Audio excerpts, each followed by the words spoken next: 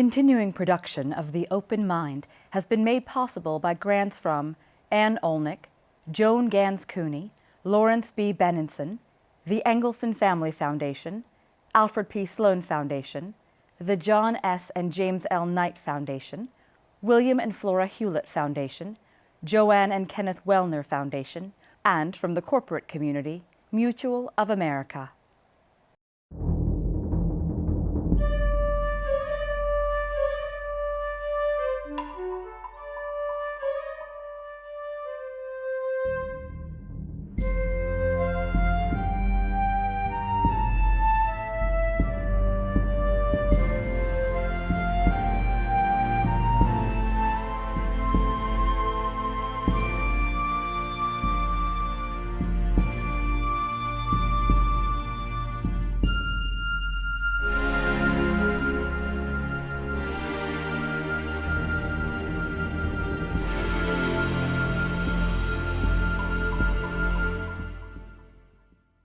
I'm Alexander Heffner, your host on The Open Mind.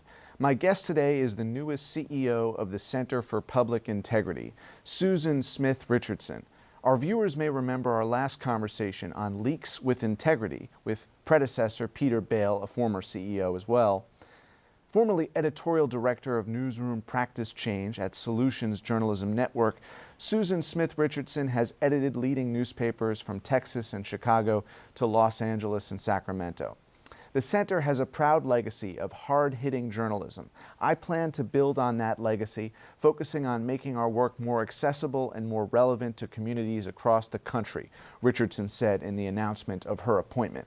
She continued, at a time of disinformation and disaffection with institutions, we have to rethink what issues we cover, how we cover them, and whose stories define what is newsworthy, if we are truly to hold power to account.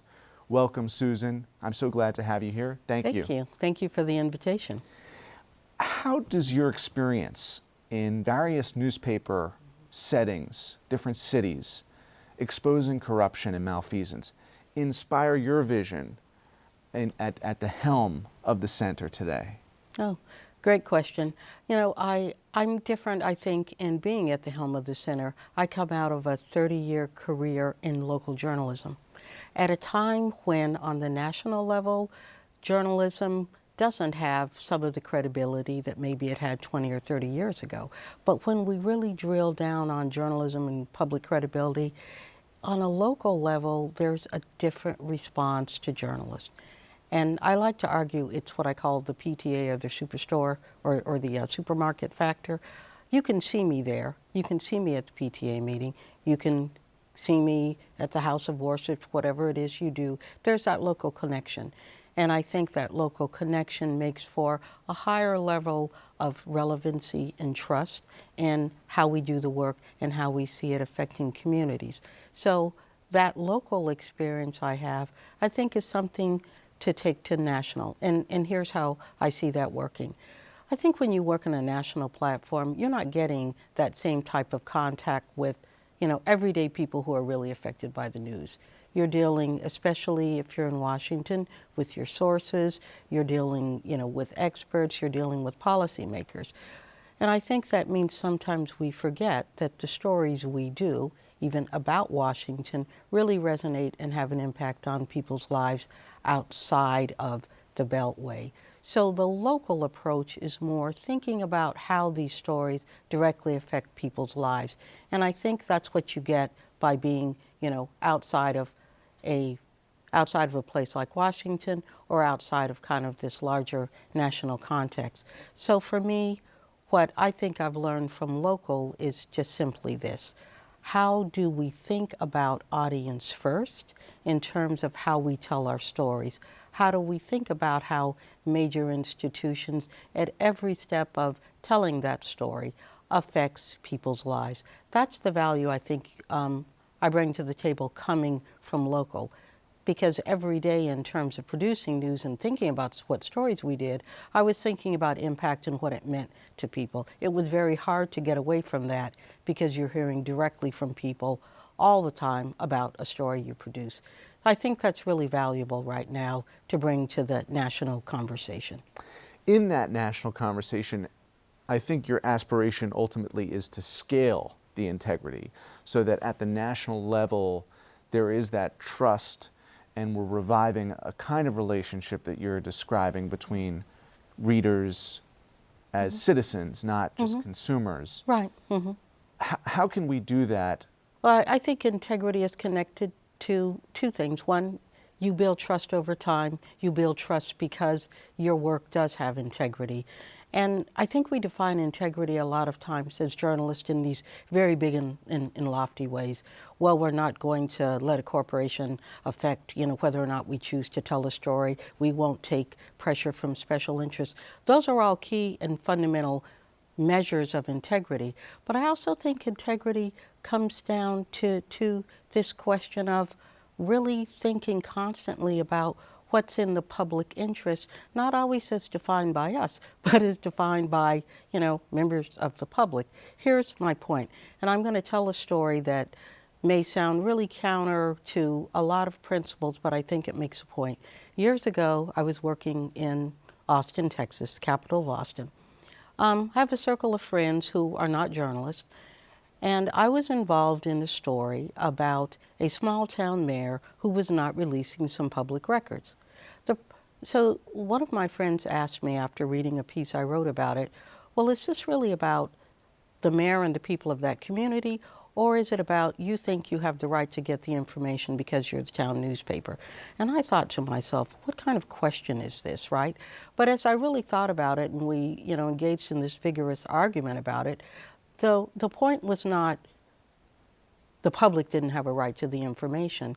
The integrity piece he was questioning was this the newspaper doing it because the newspaper didn't get it, or was it because the newspaper didn't get it, but the real intention was the public needed the information? If you get the subtle difference, it's a question of, was this about us, or was it really about being concerned that the people in this small community didn't have the information? Had it turned into a war between the paper and the mayor? And it sounds like, so what's the point? Isn't it one and the same?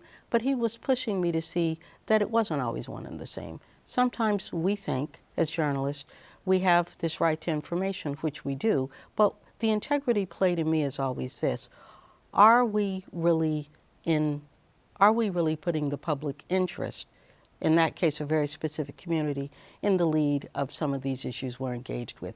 What was the perceived value to the public in this particular fight that we were having? So it's a subtle distinction, but it's a point to me of integrity. It comes down to this.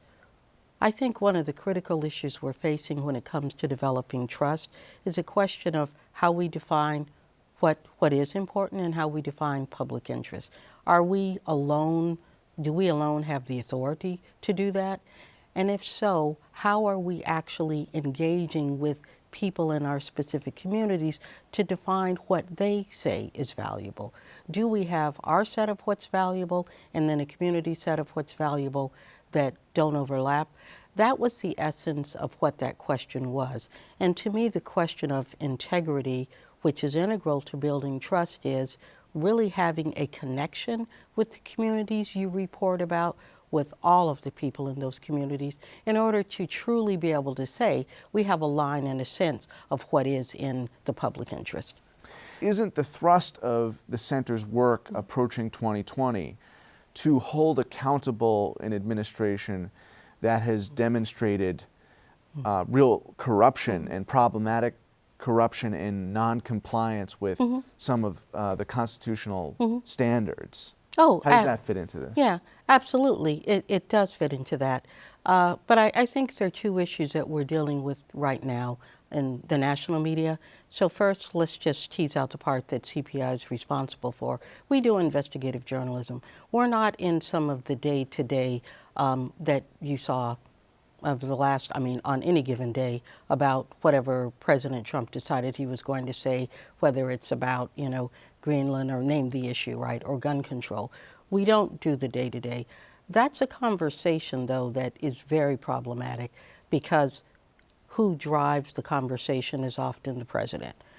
Then there's a whole second level of work that we do, which is the deep dive investigative work. And in that one, yes, as you're saying, our role is to expose abuses of power and how indeed this administration, as does any other, participates with special interests and does not work toward, a larger common good. That's easy enough to define. So that is the work we do. But kind of getting back to the essence of your question and the point I'm trying to make about defining the integrity. Yes, we've got the constitutional duties. We want to hold the feet to fire, policymakers' feet to fire, and elected officials' feet to fire. But there still is this other question of, fundamental. What are the key issues and concerns that these policies and practices how are these policies and practices from Washington having a direct effect on people's daily lives?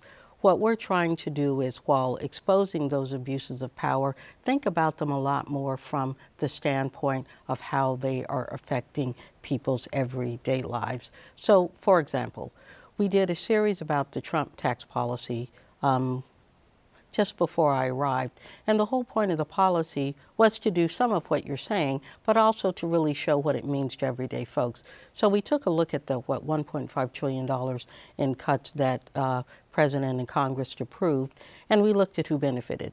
We looked at how it affected working class people who were supposed to get a break and an advancement from that. We looked at how it affected corporations, which we really took as our watchdog and our public policy duty. But we also looked, too, at how it affected communities of color.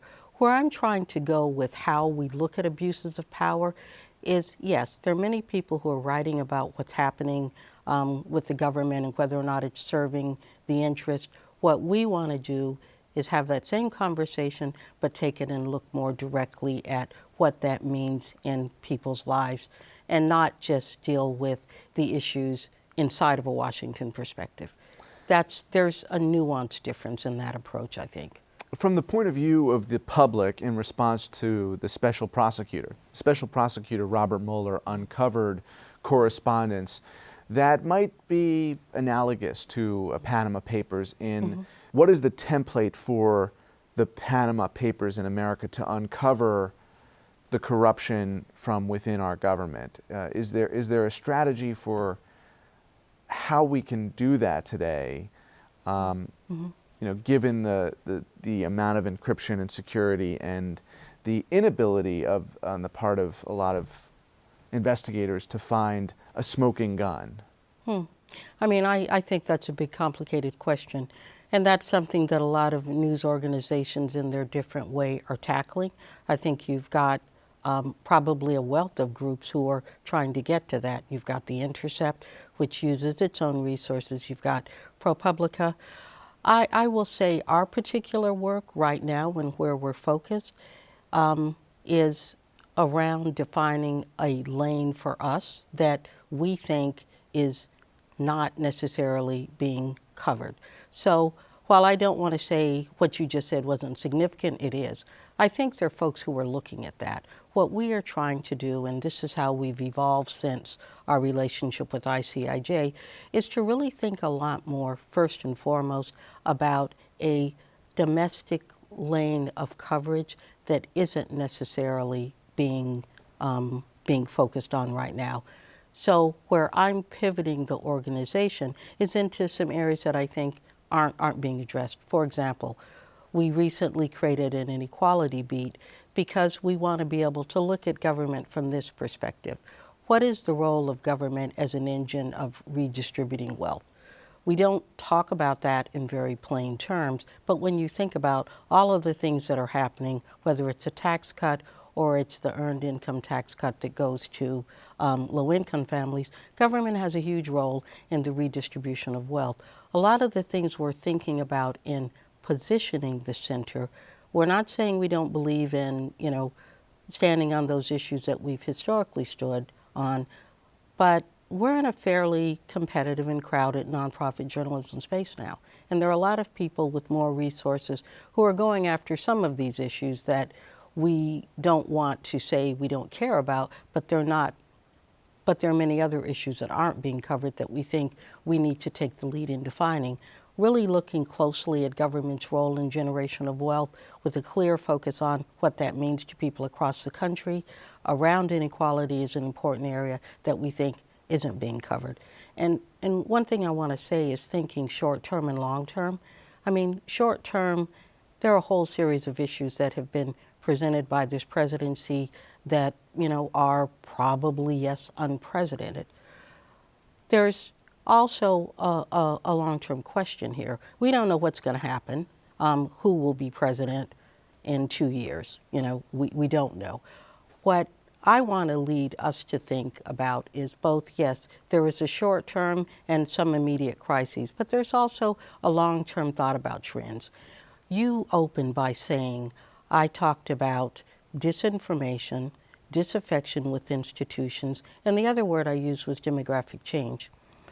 I'm seeing us as part of, and I think this is the way we should be thinking about where we are as news organizations. There's short-term, but there's also the long-term set of issues that are playing out. And I think as investigative news organizations, one of the advantages we have is, yes, we can go deep dive in the now, but we can also begin to think long-term out.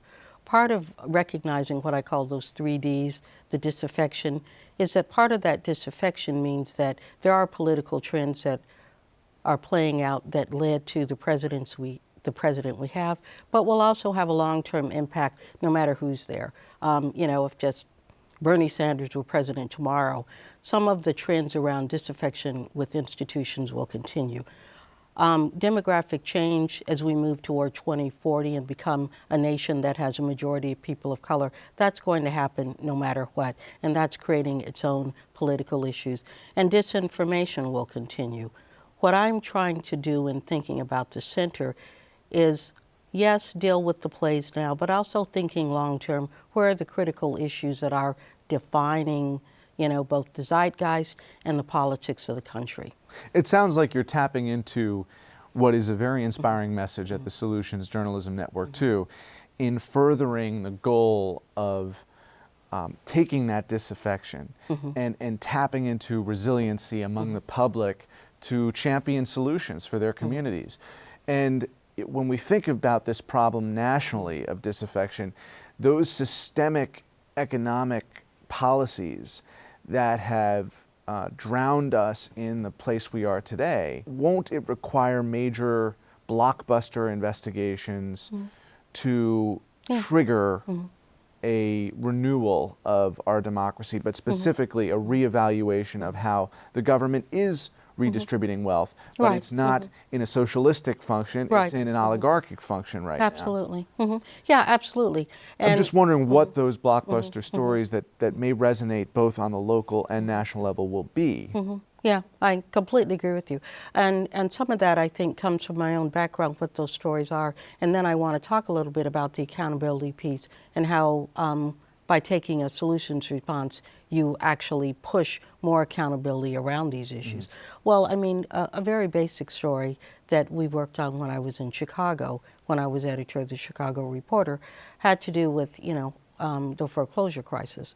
And when you looked at all the data, the foreclosure crisis, no surprise, this is a national story as well, had a disproportionate impact on Latino and African American communities.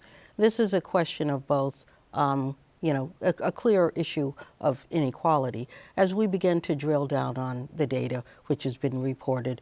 Often, when these communities were buying homes, they were buying them at a higher interest rate.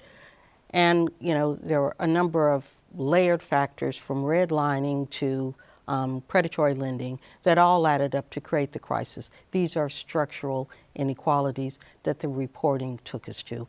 And then when we got down to another level, we also realized that a handful of banks were involved in these practices, and some of them were international banks like Deutsche Bank. So it's a deep contextual layered investigation that pointed out how it was happening, where it was happening, and what the dollar impact was. There are many of those stories, whether it's around housing, mass incarceration, county jails, you name it, that we can do and actually look at on a national level. What I think we need to do to have even more resonance and add another level of accountability is to be able to point to places, whether in this country or elsewhere, where the government response has been or community response has been to look at ways you could work around that. I'll give a really concrete example about a really powerful story that played out specifically in Chicago.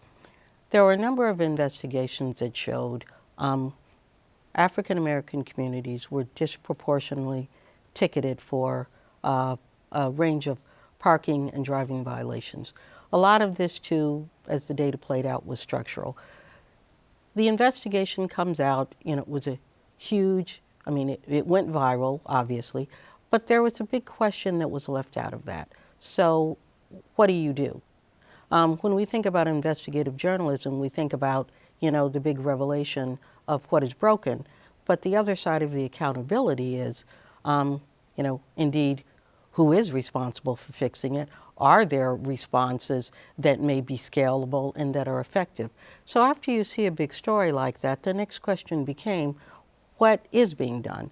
Is there another city, not Chicago, that's thinking about ways to address that problem?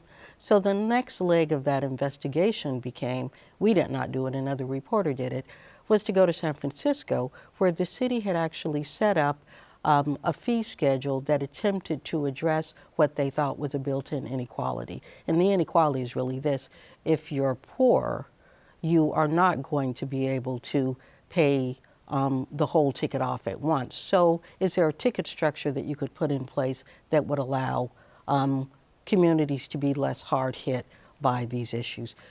So the second part of the accountability of the investigation was going to a place where a city had come up with the strategy and ruthlessly reporting that to see if indeed it had validity in that community and if it was something that could be tried in Chicago. To me, when you're asking about inequality, there is no shortage of issues in which government has either some institutional role in it or by omission or commission.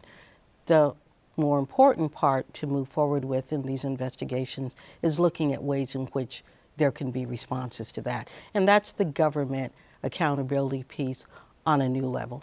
So how do you guarantee, Susan, in 2020 that we demand from our fourth estate not just credibility, but integrity? How can we ensure accountability for those voters who are experiencing the inequity and ensure that that metric, that approach is front and center in the way that the 2020 campaign is covered? I used to use this term called embedded journalism. I don't think it ever went anywhere, but the whole idea is that I think our ability to have integrity with the public is really, it's an issue of being there. The more, when you cover campaigns, you tend to fly into places and you drop in. I think the most valuable and the journalism that has the most integrity is the journalism that is most connected to communities. So I think if part of our struggle is being able to build stronger connections with the communities that we report about, and I think that certainly makes journalists more, in the eyes of the public, less prone to the kind of attacks that we're facing right now. So I think a stronger sense of connection with communities, and that's why I'm thinking there is a conveyor belt between local and national. We know right now we're in a crisis in terms of State House coverage and local journalism. There's a lot of funding going into trying to build that up because there's an understanding that local communities feel they don't have a voice. There isn't enough investigative journalism happening on a state level, and national organizations can certainly go in and help. I think the way we want to build that integrity is by being there as an ally to local and state house coverage, and that means not just coming in with resources, but really being intentional about going into communities that journalists haven't always been good about covering. And those tend to be divided along issues of race and class. But nationally, Susan, though, isn't it important that your center and like-minded institutions of journalism expose the disconnect with respect to economic insecurity? Because that really, to go back to your reporting on the tax reform, is the underpinning of how you relate national to local. I'm afraid that journalists, even investigative reporters, are not going to be doing their jobs right in 2020 to make it about that issue, to make it about the way in which this administration's policies have affected the economic climate and exacerbated inequality. Yeah. No, and I mean, I think that's why we are creating an inequality beat. It is both about now, but it's also a long-term issue. Inequality is has been trending, essentially growing. Income inequality has been trending since the 70s. What I really want to emphasize is that, yes, we're in a moment with a very specific president who is very much about, using government as, some kind of private collateral. Right. Long-term, inequality existed. Inequality existed under Obama. Inequality will exist when Trump is gone. You are correct. Some governments, some administrations exacerbated, and we need to talk about it, and we have. And I think why we choose the inequality lane is because we realize the very question you're asking. Nobody was really consistently diving into what the tax policy meant in a meaningful way, from going to Ohio where someone thought they would get a job to, looking at what was happening in the last hearing. My point is that, yes, journalists do need to do that on a national level, and that's why we've created this area of work. Well, congratulations on creating that, exposing the connection between the explosion of corruption and inequality. There's a correlation there between corruption and inequality. Thank you, Susan, for being my guest today. Thank you. And thanks to you in the audience. I hope you join us again next time for a thoughtful excursion into the world of ideas. Until then, keep an open mind. Please visit the Open Mind website at 13.org/openmind to view this program online or to access other interviews. And do check us out on Twitter and Facebook at Open Mind TV for updates on future programming.